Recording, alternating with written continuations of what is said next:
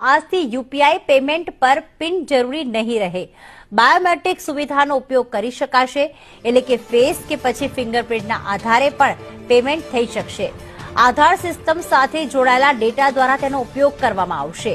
વપરાશકર્તાના નાણાં વધુ સુરક્ષિત રહે તે માટે આ નિર્ણય લેવામાં આવ્યો છે। અત્યાર સુધી યુપીઆઈ પર જ્યારે કોઈ પેમેન્ટ કરવામાં આવે છે ત્યારે પિન નાખવામાં આવે છે, પરંતુ પિનની ચોરી અને અસુરક્ષિત પેમેન્ટના કારણે હવે આ સિસ્ટમને વધુ અપડેટ કરવામાં આવી છે। આધાર કાર્ડ સાથે જોડાયેલા જે ફેસ હશે અને ફિંગરપ્રિન્ટ હશે તેનો ઉપયોગ થઈ શકશે। પિનની ચોરી અને છેતરપિંડી જેવી ઘટનાઓ આમાં ઘટી જશે।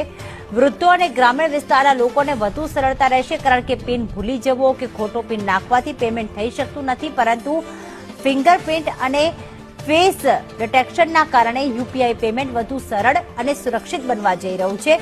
આજથી તે બદલાવ આવ્યો છે।